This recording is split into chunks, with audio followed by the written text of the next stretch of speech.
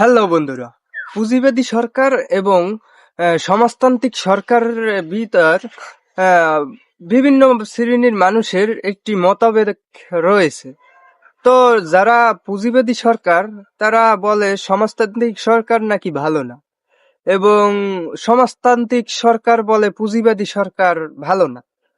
তো এদের ভিতর দুইটি সরকার, দোনো সরকার কি দোষাদোষি করে। একদিকে আহ, আমরা যদি ধরি, একদিকে রাশিয়া, একদিকে আমেরিকা। আমেরিকায় যেমন পুঁজিবাদী সরকার, আর রাশিয়ায় হলো সমাজতান্ত্রিক সরকার।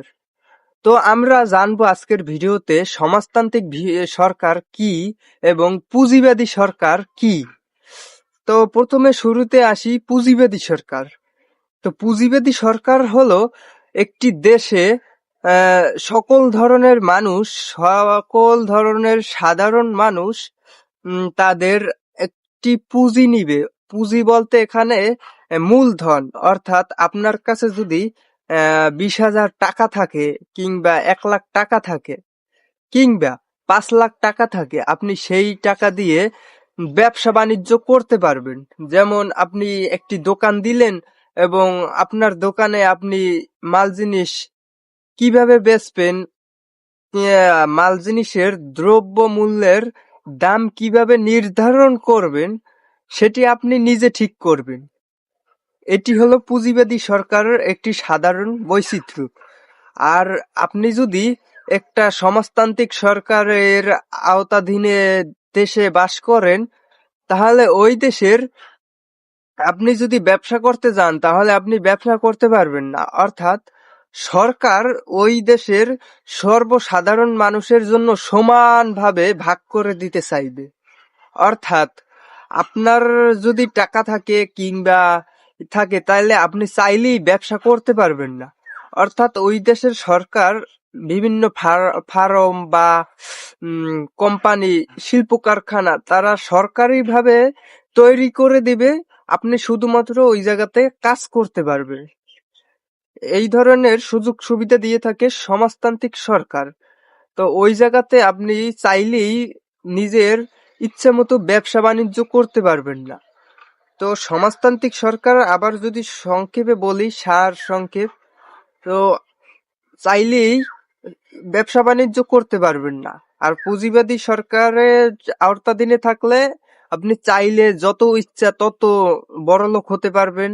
ব্যবসা বাণিজ্য করে দাম নির্ধারণ আপনি নিজেই করতে পারবেন, সেখানে কোনো কেউর বাধা থাকবে না। এবং সমাজতান্ত্রিক সরকারে যদি আপনি যান, তাহলে নিজের ইচ্ছে মতো ব্যবসা বাণিজ্য করতে পারবেন না, সেই জায়গায় সরকারি হস্তক্ষেপ থাকবে। আর পুঁজিবাদী সরকারে কোনো সরকারি হস্তক্ষেপ থাকবে না, আপনি অনেক বড় লোক হতে পারবেন এখানে ব্যবসা বাণিজ্য করে। আর পুঁজিবাদী সরকারে তো কোনো ব্যবসা বাণিজ্য করতে পারবেন, মানে কোনো বাধা থাকবে না, আপনি অনেক বড় বিজনেসম্যান হতে পারবেন। কিন্তু এটা হতে পারবে না সমাজতান্ত্রিক সরকার ব্যবস্থায়। এখানে ধরা হয় সর্ব মানুষ একভাবে বসবাস করে এবং একভাবে তাদের ব্যবসা বাণিজ্য চালিয়ে যায়, এবং সবাই একসাথে জাগে। মানে বড়লোক হলে সবাই একসাথে, গরিব হলে সবাই একসাথে। মানে সমাজতান্ত্রিক সরকার মানে সর্বসাধারণ মানুষ সবাই একভাবে এক শ্রেণীতে বসবাস করবে একভাবে। মানে কেউ ছোট লোক থাকবে না, কেউ আবার বড় লোক থাকবে না। কিন্তু পুঁজিবাদী সরকারে এখানে হয় কি, একজন 10 তলা বিল্ডিং এর মালিক হতে পারবে, একজন একজন আর কিছু নাও থাকতে পারবে। এইরকম হলো পুঁজিবাদী। আর সমাজতান্ত্রিক যেটা বললাম, ওই রকমের সবাই এক রকমের, কেউ বড় লোক নাই, কেউ গরিব নাই। তো এখানে স্বাভাবিকভাবে আমার যদি মতামত দিতে বলো তোমরা, আর আমি যদি মতামত দিই, তাহলে বলবো যে আমার মনে হয় যে সমাজতান্ত্রিকটাই বেটার হয় এখানে। কারণ সবাই সমানভাবে ভাগ করে সম্পদ পেয়ে যাচ্ছে। আর পুঁজিবাদী হলো যে মেধা খাটাতে পারবে, কিংবা যার মেধা খাটিয়ে যে ব্যবসা বাণিজ্য ঠিক মতো করতে পারবে, সেই আসলে আসল সুযোগ সুবিধাটা ভোগ করতে পারবে। তো বন্ধুরা, এই পর্যন্তই আজকের ভিডিও। তো ভালো লাগলে লাইক করো। ধন্যবাদ সকলকে।